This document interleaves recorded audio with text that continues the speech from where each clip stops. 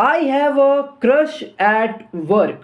One of my most painful romantic anime experiences this year. अब आप सोच रहे होगे ये क्या बोल दिया इसने, ये तो जनरल कंसेंसस से अलग है। सो गाइज आई नो आप वेट करते हो मेरे रोमांटिक एनिमे रिव्यूज़ का, बिकॉज वो थोड़ा हट के होता है। बट ऐसा नहीं है कि मुझे रोमांटिक एनिमेज पसंद नहीं आते हैं, बस स्ट्रॉन्ग इमोशंस और एंगेजिंग स्टोरी लाइन होनी चाहिए। पेनफुल मैंने इसलिए कहा बिकॉज ये एनिमे आपको अगला एपिसोड देखने के लिए एक्साइट नहीं करती है। वो आपका मन होता है कि अगला एपिसोड देखूं या फिर नहीं। मतलब कि ये बिंज वॉच एनिमे तो बिल्कुल नहीं है। तो बचा क्या? एपिसोडिक, मतलब वन एपिसोड पर डे। और इसमें भी ये एनिमे आपको निराश करते हुए नज़र आएगी, बिकॉज रोमांस तो इसमें बहुत कम है। It was more focused on characters work in the office और कैसे वो अपने एम्बिशंस को फॉलो करते हैं। ये बहुत कुछ ट्राई करती है बट मेन कैरेक्टर्स कुछ भी फील नहीं करा पाते। इनफैक्ट मुझे तो इनके साइड कैरेक्टर्स ज़्यादा पसंद आ गए, सोमे एंड हायाकावा। जॉनरा में गाइस कॉमेडी भी है और उसकी इतनी कमी है ना, क्या ही बताओ।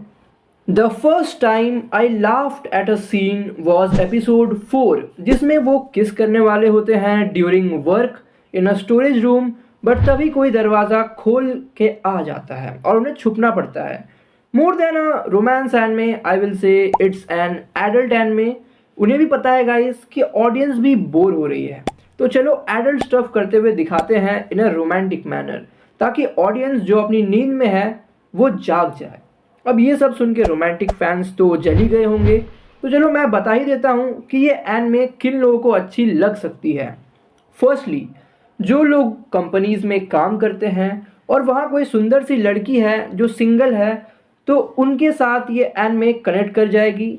सेकेंडली, जिनकी रियल लाइफ में गर्लफ्रेंड्स हैं और वो एक दूसरे के साथ गेम्स खेलते हैं कि ना तुम्हारे मॉम डैड को पता चलना चाहिए ना ही मेरे मॉम डैड को पता चलना चाहिए that we are in a relationship, we are just friends. And thirdly, winter 2025 में नए एनिमेज बहुत एवरेज आए थे and this was the second और third highest rated anime after Medalist. तो लोगों ने चढ़ा दिया ऊपर। अब जब सारे ही खराब है तो अबव एवरेज वाले एनिमेज को भी लोग अच्छा ही बोल देते हैं। वेल, एक और चीज़ थी जिसने मेरा मूड ख़राब किया। इसके सारे एपिसोड्स के रेटिंग्स 8 के ऊपर है इन IMDb, और जहाँ तक मुझे याद है आई ओनली नो 4 एनिमेज जिनके फर्स्ट सीजन के सारे एपिसोड्स की रेटिंग्स 8 के ऊपर है। AOT, वन पंच मैन 12 एपिसोड्स, प्लूटो और वन आउट्स। कागुया सामा सिर्फ एक एपिसोड से चूक गई, एपिसोड 1, जिसमें 7.9 की रेटिंग्स है। तो ऑडियंस क्या कहना चाहती है? That this is the best romance anime. In fact इसका जो एनिमेशन स्टूडियो है ब्लेड, उसका ये सबसे बेस्ट एनिमे है 7.54 की रेटिंग्स के साथ। अब अगर हम बात करें इसके म्यूज़िक की, देन ओपनिंग इसकी अच्छी है और टोटल में इसके 12 एपिसोड्स हैं। तो चलिए अब बिना देरी किए बात करते हैं प्लॉट की।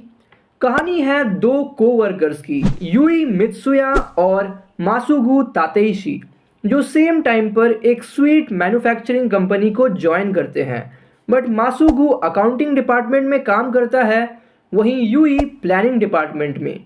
वेल, दोनों में नोक झोंक चलती रहती थी and people use to call them mortal enemies. But इसी वजह से दोनों में अट्रैक्शन वाली फीलिंग डेवलप होने लगती है और मासुगु एक दिन उससे कह ही देता है कि क्यों ना हम डेट करें इन सीक्रेट। और इसकी बैक स्टोरी आपको एपिसोड 12 में जाकर देखने को मिलेगी। तो पूरे सीज़न ये अपने रिलेशनशिप को छुपाए रखने की कोशिश करते हैं अमंग देयर कोवर्कर्स और घर पे आते ही शुरू हो जाते हैं। वेल, यही इसकी कहानी है जिसमें work, personal ambition to be better हमें देखने को मिलती है और रोमांस थोड़ा इनविजिबल काइंड ऑफ लगता है। वेल, ये मेरा ओपिनियन है, आपका कुछ अलग हो सकता है। बट जाने से पहले दो और recommendation, the summer Hikaru died और सिटी द एनिमेशन। तो अब आते हैं ओवरऑल रिव्यू पर। नूब्स के लिए गुड, जनरल ऑडियंस के लिए मस्ट वॉच, प्रो ऑडियंस के लिए इंटरेस्टिंग, रिव्यूअर्स के लिए बेस्ट और मेरी तरफ से वन टाइम वॉच। तो अब आते हैं सरप्राइज पैकेट पर और आज हम नारुतो की बात करेंगे फ्रॉम एपिसोड 38 टू 53 जो चुनिन एग्जाम प्रीलिमिनरीज को कवर करती है। साथ में जिराया का भी इंट्रोडक्शन हो जाता है और इन्हीं एपिसोड्स में बेस्ट फाइट्स आपको देखने को मिलती है, चाहे वो रॉक ली वर्सेस गारा हो, नारुतो वर्सेस कीबा हो या फिर नेजी वर्सेस हिनाटा। एपिसोड 38 से प्रीलिमिनरीज चालू हो जाती है और स्टार्टिंग में ही काबूटो पीछे हट जाता है और फिर पहला मैच हमें देखने को मिलता है, जानते हो किसके बीच? योरोई वर्सेस सास्के। एपिसोड 39 में वो बैटल कंक्लूड हो जाता है और फिर अगला मैच होता है between Shino and Jaku, a very strategic fight. और काकाशी हमें सीलिंग जुत्सु यूज़ करते हुए नज़र आता है और ओरोचिमारू भी मिलने आ जाता है सास्के से and he was impressed by his growth. Episode 40 में जाकू की बैक स्टोरी भी हमें देखने को मिलती है बट सीनो फिर भी उस मैच को जीत जाता है और उसके बाद हमें फेस ऑफ देखने को मिलता है between काकाशी and Orochimaru, but Orochimaru उसे हरा के चल जाता है। उसके बाद मैच चालू होता है बिटवीन सुरुगी एंड कानकुरो। एपिसोड 41 में कानकुरो जीत जाता है और नया मैच शुरू होता है बिटवीन साकुरा एंड इनो और उसी के साथ हमें एक बैक स्टोरी भी देखने को मिलती है। एपिसोड 42 में साकुरा हारने ही वाली होती है कि नारुतो चिल्लाता है, "You did your hardest to get here" और उससे साकुरा वापस अपने बॉडी का कंट्रोल लेने की कोशिश करती है from Eno bye her second personality, मतलब कि वो गुस्से वाली पर्सनैलिटी जो थी ना, उसकी मैं बात कर रहा हूँ। और फिर ये मैच टाई हो जाता है। उसके बाद नया मैच चालू हो जाता है बिटवीन टेंटेन और तेमारी। एपिसोड 43 में टेंटेन कोशिश तो बहुत करती है लेकिन अपने जाइंट फोल्डिंग फैन से तेमारी उसे हरा देती है और अगला मैच शुरू होता है बिटवीन शिकामारू एंड सूची और शिकामारू टैक्टिक्स लगा के जीत जाता है और अगला मैच होता है बिटवीन नारुतो एंड कीबा। एपिसोड 44 में दोनों के बीच मस्त फाइटिंग चलती रहती है और कीबा के पास अपर हैंड होता है बट वो कुछ ज़्यादा ही बोल देता है कि तुम्हारी जगह तो मैं ही होकागे बन जाऊंगा, तो इससे नारुतो जोश में आ जाता है और एपिसोड 45 में कीबा को हरा देता है और मैच ख़त्म होने के बाद हिनाटा नारुतो को एक ऑइंटमेंट देती है टू रिकवर फास्ट। एपिसोड 46 में मैच होता है बिटवीन हिनाटा एंड नेजी और नेजी बड़े अच्छे से डराता है हिनाटा को बट नारुतो के चीयरिंग से Hinata gets her strength to fight a losing battle using gentle fist.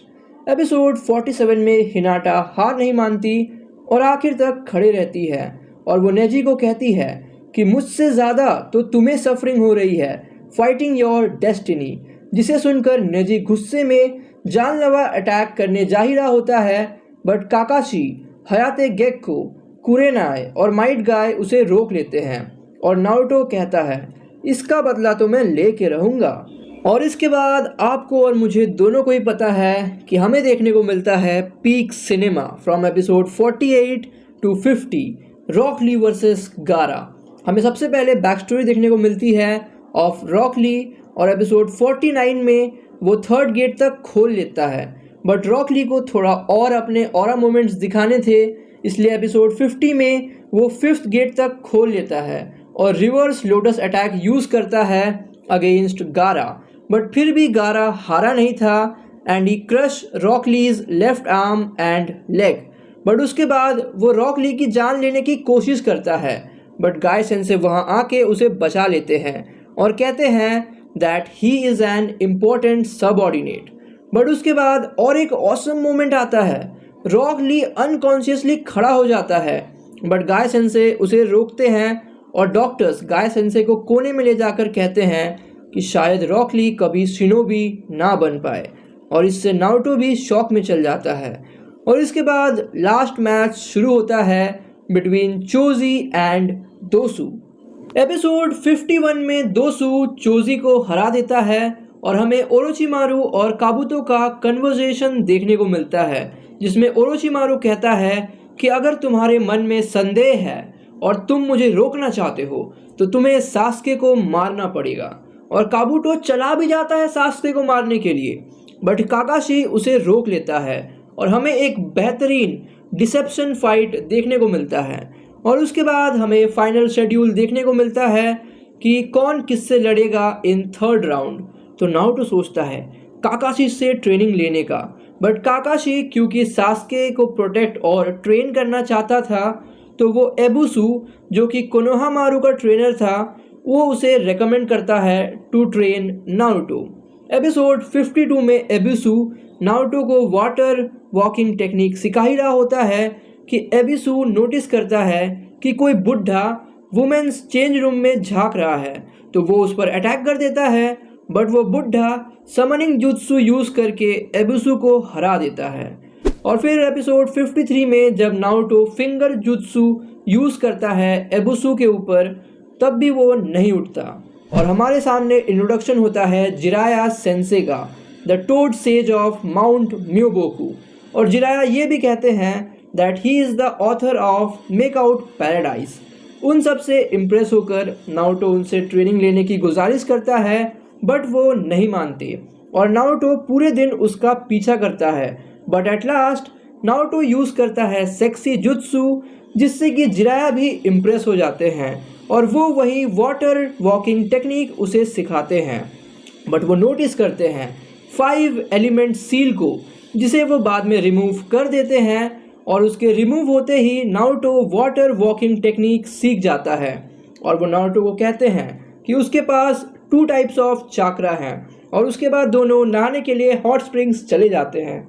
तो जब नारुतो सो रहा होता है, एबुसु जिराया के पास जाते हैं और कहते हैं कि होकागे आपको ढूंढ रहे थे, बट मैंने आपके बारे में उन्हें नहीं बताया। तो जिराया कहता है अच्छा किया, बिकॉज मैं तो सिर्फ नॉवल लिखने के लिए आया था। तो एबिसु कहते हैं कि आपको ओरोचिमारू को रोकना चाहिए, बिकॉज वो भी आपकी तरह एक सानिन है। और इसी के साथ एपिसोड एंड हो जाता है और हम भी आज का सरप्राइज पैकेट यहीं पर एंड करेंगे, बिकॉज वीडियो थोड़ा सा लेंदी हो गया है। उम्मीद है कि आपको ये वीडियो पसंद आई होगी और आपसे जल्दी मुलाकात होगी एक नए वीडियो के साथ। Till then take care and good bye.